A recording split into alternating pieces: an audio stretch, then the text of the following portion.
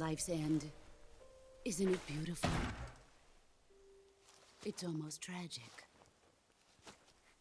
When life ends, it gives off a final lingering aroma.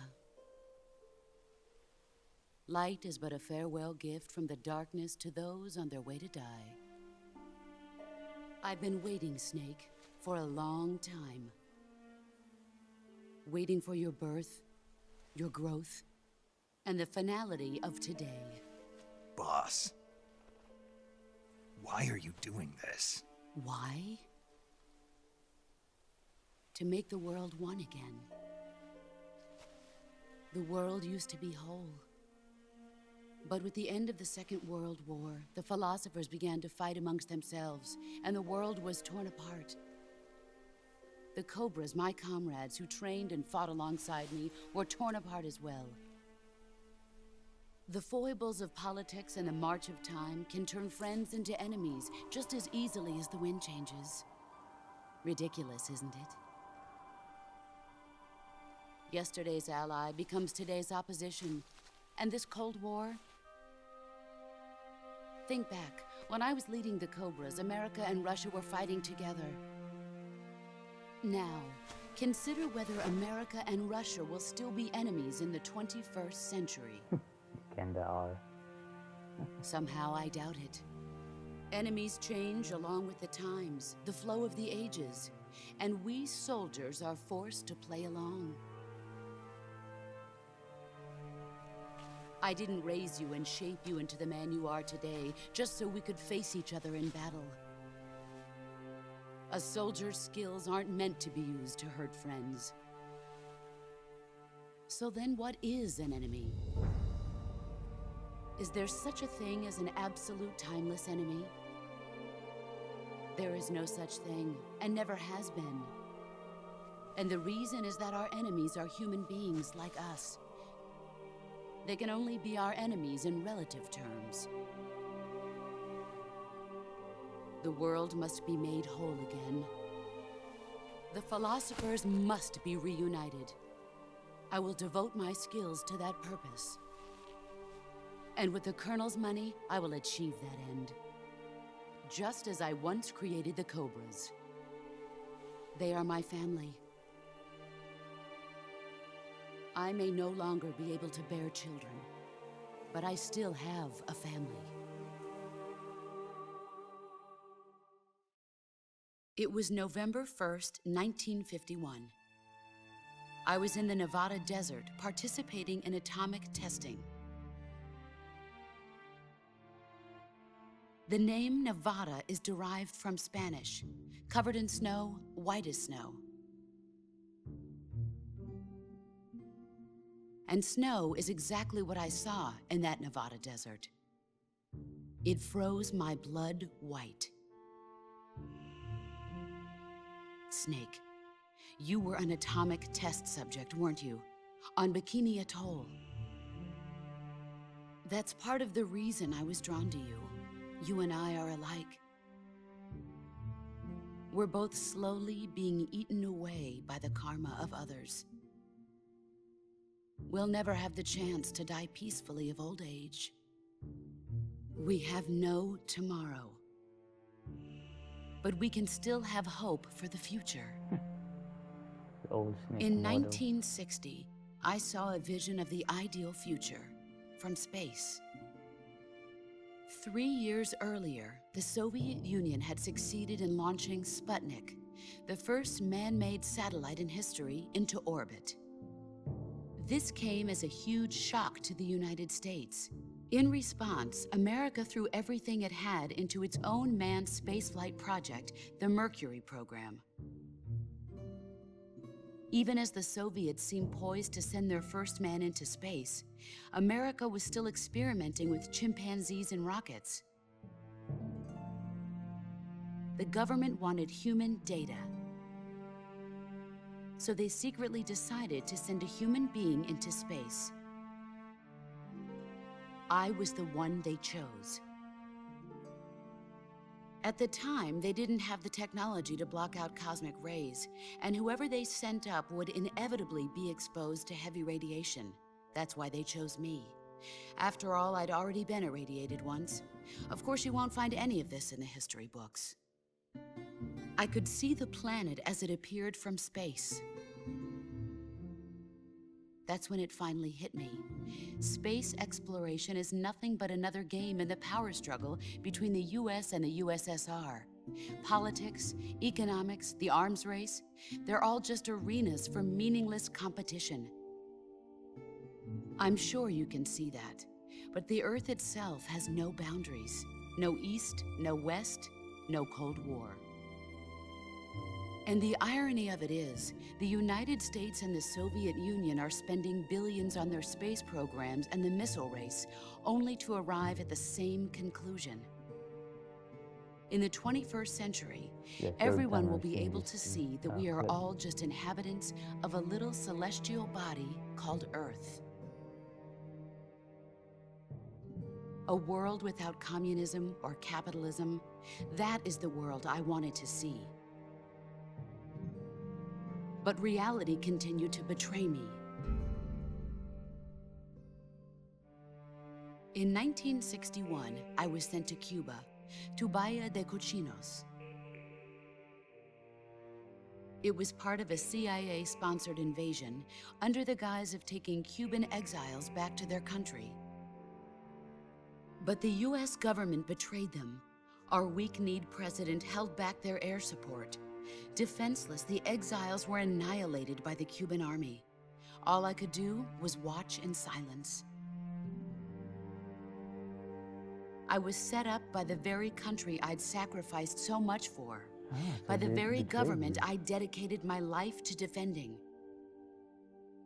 I was driven from the surface world, and I went underground. Then, 2 years ago, I faced the Sorrow, my old comrade in battle. He was my friend. But one of us had to die. I was left with no choice. The Sorrow gave his life for me. There is no enmity between us. One must live, and one must die. That was the mission. The ones who gave me that mission were the philosophers. Early in the 20th century, the true holders of power in the United States, the Republic of China, and the newly formed Soviet Union gathered together in a secret meeting that would later be known as the Wiseman's Committee. The secret pact they formed there marked the beginning of the philosophers. But the last of the original members died in the 1930s. After that, the organization began to run out of control, and the Wiseman's Committee degenerated into a mere shell of its former self. Got corrupt. The philosophers of today have no sense of good or evil. Their influence extends to countries and organizations involved in every aspect of every war. They have become war itself. That's how they operate. The sacrifices of war cause a shift in the times. This shift leads to renewed conflict, and in turn triggers the next war. Like a nuclear chain reaction, each conflict sparks countless others, forming an endless spiral that will continue on for eternity. Do you understand what I'm saying, Snake? By consuming me and you, the philosophers intend to keep that cycle going forever. It was my father who explained all of this to me. Ah. He was one of them. You see, I am the last remaining child of the philosophers. But after he revealed the truth, my father was killed by that same shapeless, formless organization. And my father isn't the only thing the philosophers have taken from me. In June of 1944, the Cobras and I took part in the landing at Normandy. We'd been given a top-secret mission to locate and destroy enemy V-2 rocket installations. I was pregnant at the time. The fuck? The Sorrow was the father. I gave birth on the field of battle. a beautiful baby boy. But my child was snatched away from me by the philosophers. Ocelot.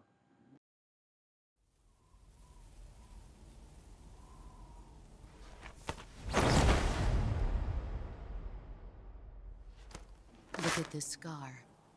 This Damn. is proof that I was once a mother. I gave up my body and my child for my country. It's a terrible C-section. There is nothing left inside me now. Nothing at all. No hatred, not even regret. And yet sometimes at night, I can still feel the pain creeping up inside me, slithering through my body like a snake.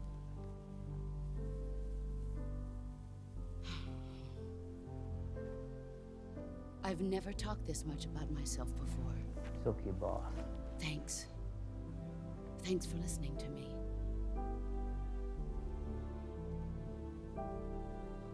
I feel content.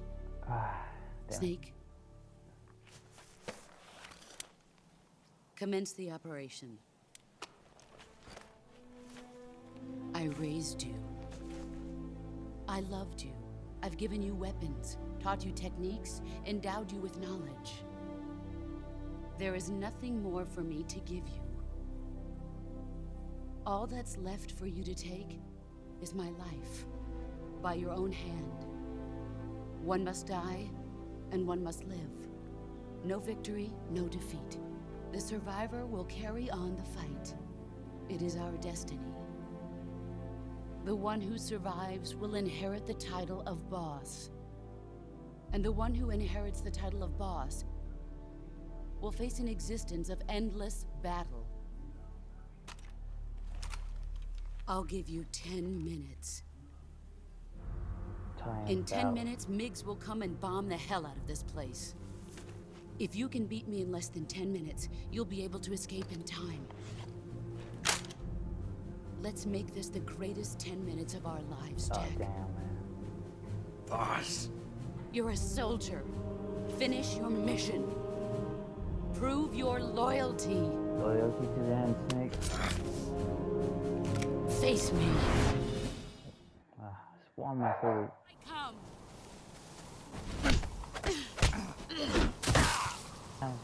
How do you do this? Freezing.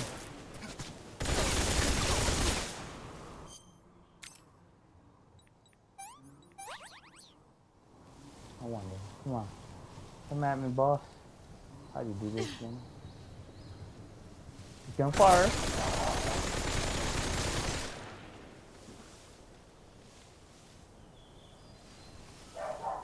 Here I come. Oh, how the fuck do you resist? God, it's so easier in the original.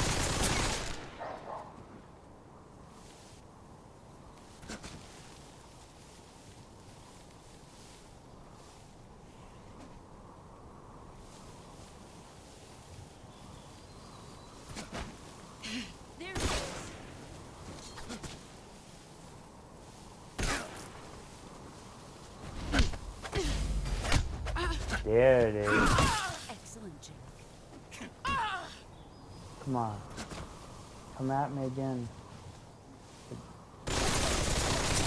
They literally slow it down. They made it easier. In the original, there was no slow-mo. So, it's actually gonna be an easy fight. Wait, let me get these snakes.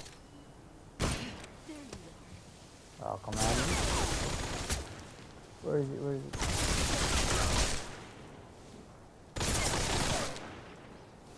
Sweet. Ah, there's a ball right there.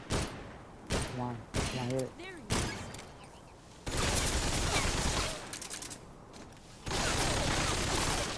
Come at me, boss.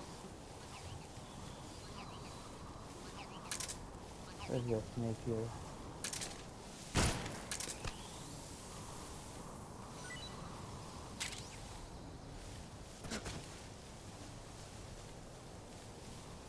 There you are.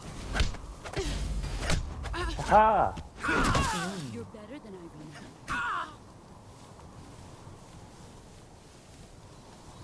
Run away. Brace yourself. Ha!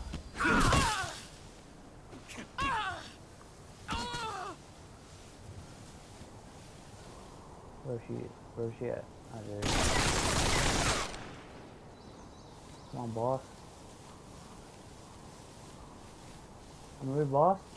There you are. Your skills have improved.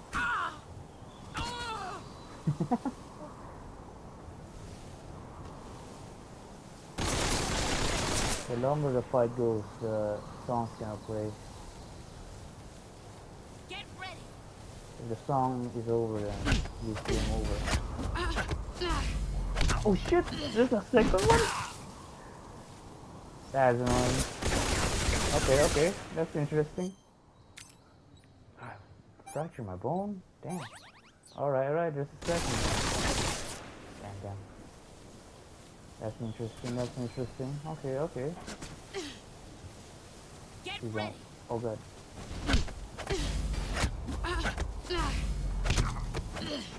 Are you serious? How slow? Alright.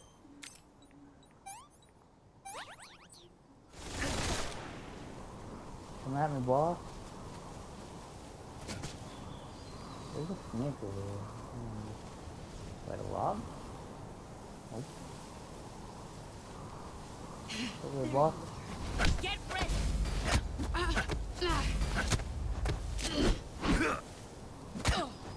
Whoa, I like that. Yeah, take it, boss. Okay. Let's see what you're made of. Come on, come at me.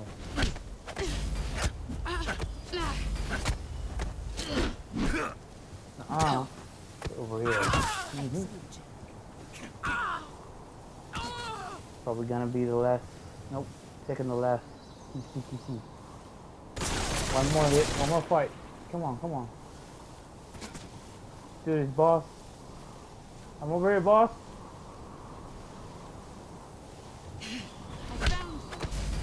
I found you.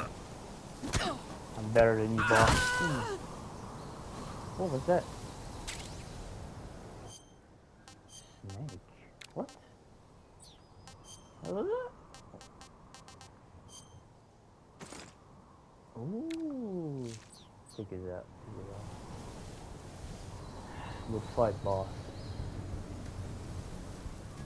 Song didn't even play. Wow, it just started. Hell yeah. One try. That's all I get. One try. My favorite boss battle right there.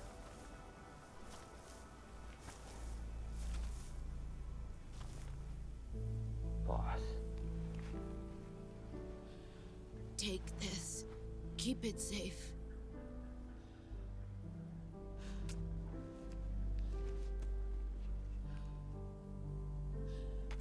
It's our only hope.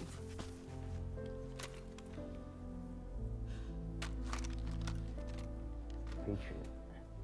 A patriot? Why are you giving me this?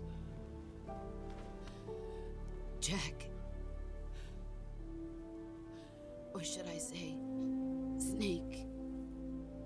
You're a wonderful man. Kill me. Kill me now. Do it. Fuck.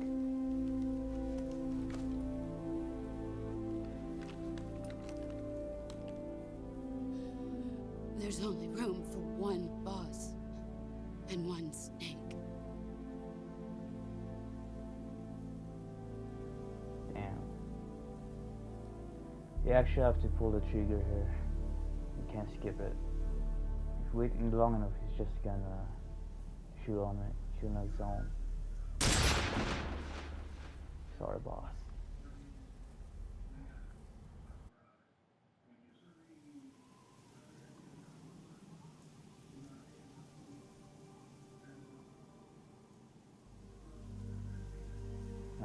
Beautiful.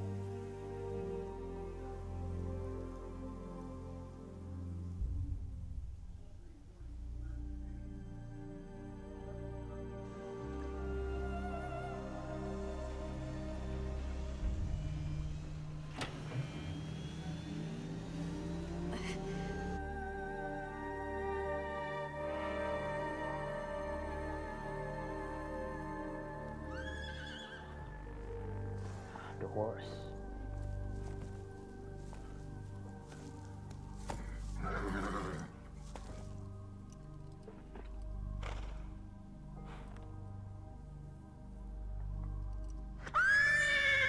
We did not want to. They're ghosts. They're together. Aw.